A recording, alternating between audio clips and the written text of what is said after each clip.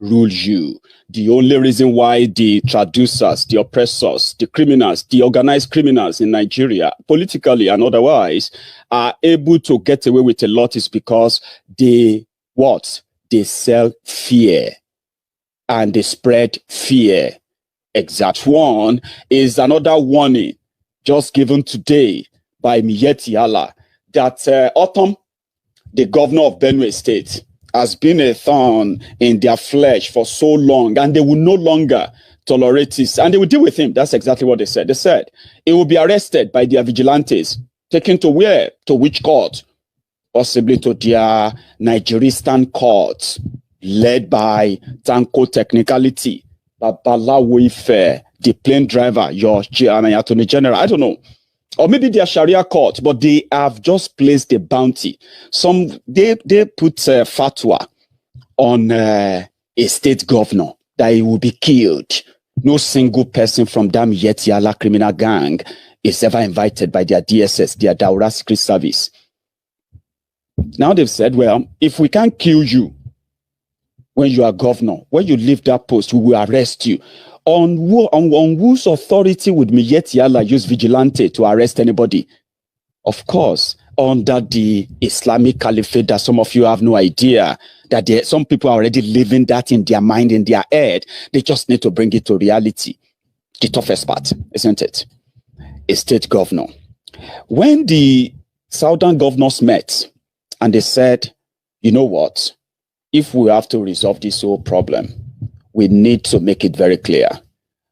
Roaming the street with your cows, causing accident or roaming your cows into people's farms, grazing on people's farms is completely, against peace. There's nothing you can do to pacify people who get attacked, shot at, killed by AK-47 wielding Fulani terrorists roaming the forest.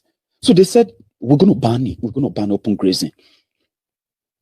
They seemed to agree, but as many expected, there come the real saboteurs of the people of southern Nigeria. I did say, you remember I told you, I said, the southern governor has no resources to actually ban open grazing. Banning open grazing means, to implement that ban. Banning open grazing means that you have your own police that can really go. You have your own facility to lock up criminals who have committed crime as in the name of Fulani herdsmen in our different communities in southern Nigeria. That's how to actually effect authority. But the southern Nigeria and the political class in southern Nigeria, and most of them who have found themselves in the cage of Boko Haram willy-nilly, because they went there themselves thinking they could cash out only to get trapped in there, and now they just have to watch. So I said they have no resources. They have no capacity to ban open grazing because you need to be able to effect arrests. You've made the law. The law says if you are found to be roaming with your cows in any part of southern Nigeria or Yoruba land, you will be arrested. Your cows will be confiscated. And if you are caught with arms or ammunition, you'll be charged for the crimes that come with that gun in southern courts. That's what that is all about. That's what is satanic to these guys. They insisted because their grand patron, Boko Haram, is doing all within his power to get them lands. Even if they get them land, that won't still be enough. These guys are now authority on their own. They intimidate governors. They threaten the region. They threaten people. They do things. And they do it in the public glare. They grant press conferences. They grab headlines. They are everywhere. Nobody could invite any of them. And guess what? The southern governors, you can't arrest them. Then what is the reason? What is the benefit of the ban? We'll find out in 48 hours because Miyetti Allah seems to be ready. They know that the Nigerian police are the only ones who can arrest them if Bukwari says they should be arrested. So, it is not yet Uhuru. However, I remember also I think it was sometimes in April, when the Southern, or should I say the Yoruba governors met in Lagos to fast track the equipping of Amotekun, upgrading them to provide good surveillance and good combatant, coverage for the people of Yoruba land. Only for them to leave Lagos after that, for like 2 days later, they met in Akure. And guess who are those in that meeting? The Miyetti Alas. They are governors from Kebbi, from Borno, from all these places, to make a great grand entry. And at that meeting, you know what they discussed? In order to bring peace, they will allow Miyetti Allah to start a vigilante group in Yoruba land in order to provide security for us in Yoruba land against Fulani armed men in Yoruba land. And then we raised the alarm that you guys are joking. Miyetti Allah vigilante patrolling Yoruba land with their guns. It's just pretty much like giving them the license, and now you can go in and do what you like to do. Don't do it from the fringe anymore. But that communique, that agreement didn't see any light of the day to this day. Miyetti Allah vigilante will never be found anywhere in Yoruba land. Hopeless Uzodinjo of Imo, the one that is partnering with Nigeria to commit genocide, mass murder, a complete ethnic cleansing in Igbo land. He came out boldly and he said, there is no grazing law in Imo State. How many of you remember Maurice Ibekwe? Maurice Ibekwe, Adebende, and the rest of those fraudulent or fraudster or kingpin of mega scam in Nigeria. Maurice Ibekwe later became a House of Rep member in order to get a political coverage, political immunity from investigation or any other thing locally or internationally. And eventually under Obasanjo, they caught him, The guy ended up in jail. And he died inside Obasanjo's jail because of this. You remember this $242 million deal with a bank in Brazil? That deal they did it under Babangida. They sold International Airport. I think they sold International Airport, Nigeria International Airport, to a bank in Brazil. And they collected $242 million or thereabout. So then when Obasanjo came, and Obasanjo was traveling all over the world, begging for debt forgiveness and all of that. So one of the conditions they said they gave to him was that most of these fraudsters are in Nigeria and they are big boys. They are actually politicians. They are everywhere. We want you to grab them for us. Including, what is this guy? Shitu Motors in Lagos. You remember Shitu Motors? I forgot his full name. For those who remember, I'm giving you these instances because of Hopeless Uzodinjo. Hopeless Uzodinjo of Imo State. That is now, it's sad. He happened to be the boy to Ibekwe. So they were already into politics. They already channeled their money into politics. Larry Shitu, God bless you. They already channeled their money into politics. They sponsored politicians. You see all these Uba brothers and the rest of them. So they pumped their money into sponsoring politicians in Igbo land. It wasn't for the development of Igbo land. It was pure for protection. And since they are fraudsters, it's all about money, isn't it? So if you are trying to fake a check, fake this, fake contract, fake this or that, fake airport or to swindle people, is it not for money? Now, if you actually can go into politics where they will give you a key to the vault, How is this that? So these guys were in 1999, these guys were already investing their money into politics all over Nigeria, especially in the eastern Nigeria, for coverage. But Ibekwe died. Opus Odijo was arrested for another fraud, which is trade. Eventually, in their way, they managed, he became a senator, no joke. Opus Odijo, he became a senator. Or when they were looking for immunity and the rest. That's how he caught himself the big deal. The moment he was able to become a governor of a state after becoming fourth in an election. In an election that it wasn't even up to second. So the Supreme Court just moved in because he could cut a deal. If people are going to die, what's the big deal? Many of their victims have died because they stole money from them in the past. So what's the big deal? This guy came out and he said there is no ban on open grazing. There's no law. But some of you may not even remember. You remember Achike Udenwa? You remember Achike Udenwa? Yeah. Achike Udenwa, when Achike Udenwa was governor of Imo State, it was under him in 2006 that they promulgated law in Imo State to ban open grazing. Bokwari never even smelled Abuja. There was nothing like this calamitous, disastrous, murderous Abacha People's Congress. Nothing like that.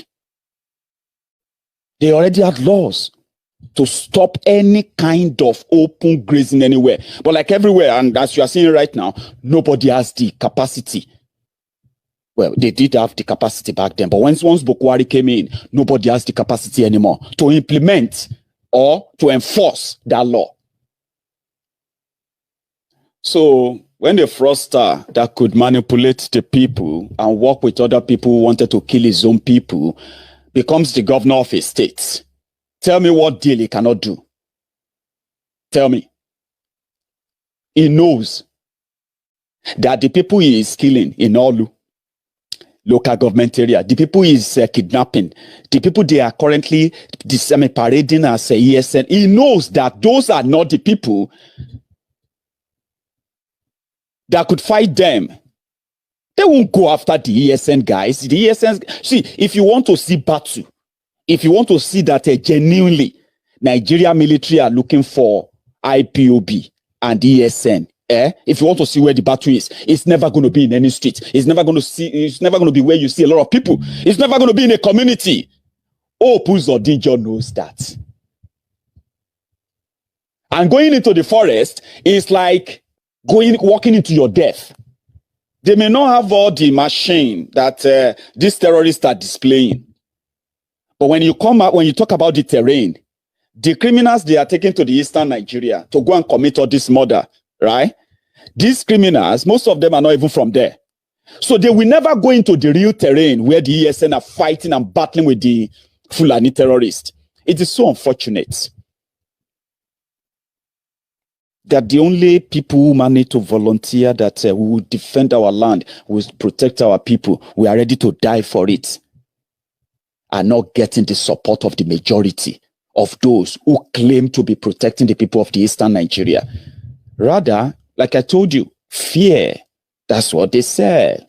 Fear. Do you see what we did to them in Olu? We killed everybody there, all of them, ESN. We killed all of them in Obigbo. They said, that is fear. Do you want us to come and kill you too? Will you shut up? Will you keep quiet? Or you want us to come and kill you too?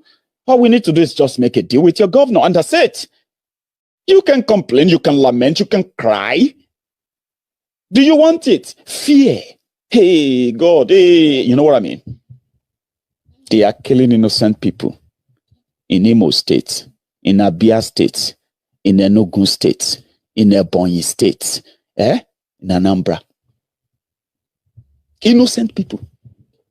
Just to prove to them in Abuja that don't worry, our people here, we know what to say or do to them. They, even if they don't like what is going on, they will force them to keep quiet. Why have we come to this? Because some criminals in southern Nigeria, because of politics, self-centeredness. Some said it's because of greed, and others said because they are not different from the devil themselves, because some of us believe that they decided to go and dine with the devil at the expense of the safety of their people. I'm a Yoruba man. I was happy when the Southern governor said, we are going to put a stop to this. And we said, listen, guys, if you really, really want to do it, you don't need anybody's permission. Can you do it in a way that after doing it, you can then explain yourself? Let's start with Amotekun in Yoruba land. These fraudulent guys brought something called Ebubeagu, that some of my friends now called Ebube lizard, Ebube wall gecko, or can you guys, since you have the law already, can you guys just go ahead and arm these people with all the necessary weapons, equipment, turn them to the forest rangers where the real danger is, rather than all this kind of jumping back and forth, pretending that you're actually working for the people. And just like politicians have no shame, they thought the 1st of September is going to be forever. Of course, it won't be forever. It is just 2 days away. Now, we want to see them. Maybe they will go begging again. Now, Damiyet Yala, backed by the presidency of Nigeria, now that they have come out clean and told them, we will not obey your satanic law. Ogun State House of Assembly passed the law. Their governor is yet to sign it. I am from Ogun State. The only state in the entire southern Nigeria, well, the only state in the entire southwest Nigeria right now who has refugees outside Nigeria. These refugees were those who were chased out of their homes, their communities by Fulani terrorists. Okay, so I come from that state, the only state in Yoruba land where Yorubas are living as refugees in Benin Republic due to these incessant, endless, bloody attacks. And the House of Assembly passed the law. Dubious Dapo. God bless you, princess. Somebody said, Mayegun. There is something about people who listen to you. You are so captivating. I don't know what that simply means, but somebody said that to me. Said, if you really want to see or know those who have listened to Mayegun, wherever you see them, wherever they make comments, there are some terminologies that you won't find anywhere. Terminologies like Buhari Dins, Buhari Didirins, the Buhari Dinotus, Buhari Dijatus, Buhari Shukus, Ngoziaris, Nnekaharis, obedient fools, sophisticated morons, ombud slaves, Mumumadu, Bele lecturer, Mumu lecturer, social media bandits, Facebook artsmen, the Buhari idiots, the cyber barbarians, and on and on and on like that. But there are others too. When you say Bokuwari, Tifnumbu, Jaga bandits, Ikene Shatabandu, fake Pastor Ruga, Saleko Barack Obama, Ubima Judas Iscariot. They are so many. These are terminologies that when my friends remember them, sometimes they remind me. And Dubious Dapo. You see, all these names have their own stories. As many as they are, they have their own stories. Some people said I should write a book, a sort of handbook with all those terminologies that would teach people. How did I arrive at those terms? And you know what I mean? I was like, okay, I've got loads of videos there for you to watch where I explain them. Dubious Dapo. It was this same Ekene Shatabandu, fake Pastor Ruga, Agbowori Babaoja, the special advisor to Bokuwari on burial arrangements, condolences matters, and trader money. There were those who fought themselves in Ogun State and then made dubious Dapo the governor of Ogun State. His father died about 2 months ago or so. They buried his father about 3 weeks ago. The Were is still in Ekweru right now. He is receiving visitors who are paying him condolences. He is in Ekweru as you are watching this video now. Every day they will show, he will go to his page on Facebook, Ogun State Governor. He will post picture of Dangote. Oh, I just met with the richest man in Nigeria, the chairman of Dangote Group. He came to come and pay condolence visit. The vice president of Nigeria just came to pay condolence. They have been going there to pay him condolence visit. So the Were is there. Why thousands of Ogun State citizens, Ogun State indigenes are currently languishing in Ekpobe in Benin Republic. Ekiti also signed anti-open grazing law to ban open grazing because from the early stage of Boko Haram's misadventure, the birth of the devil, Ekiti was where those Fulani terrorists started killing people. They killed a woman on a farm for resisting them, for destroying a farm. They killed her. They said it was a clash. They killed another young man with a boy in Ekiti. They said, oh, it was another clash. And so Fayose can run mentor. Say, you know Fayose no like Buhari before anyway. So now the guy made the law that if you see cow for Ekiti, now barbecue you take and do. The guy will bring the cow, bring him to my office. He's going to jail. Trust me. Fayose was able to lock up some criminal herdsmen. But immediately Abuja realized, we will never create another autumn. You see this Fayose, he must go. And last, so they beat him. Until Baba shouted that I'm in severe pain. I'm in pain. I'm in pain. You remember that video? Now the Fulani torture, that's Fayose, for daring them to that level. And it was a Lone Ranger. Those who should speak up for him at the time, well, it wasn't adorable to them. They sacrificed him for Kudirat Radio DJ. The man will get a PhD in war crime. No, I think it's war. Wait before I make qualification again. PhD in war what? Say war background or war whatever. I don't know. They brought him in. The guy, some said he's smart. I don't know if he's smart. Because after they made him governor, it was to let the Fulani do whatever they want. By the way, maybe they are doing well to suppress the news of the attacks in Ekiti. But somehow, I haven't received a report of killing of people on their farms in a while from Ekiti. But the guy just opened a ranch. Instead of him to open a ranch, Ruga, for the Fulani, the guy just went to America to go and import American cows. You know that one of the cows ran away from the airport. Ran away on the tarmac at the Lagos airport when they brought them to Nigeria. You remember that story? So, in a nutshell, there is no open grazing ban in Ekiti because Fayose is there. Because Fayemi is there. I'm not sure if they have removed Fayose law or maybe they just never implemented it.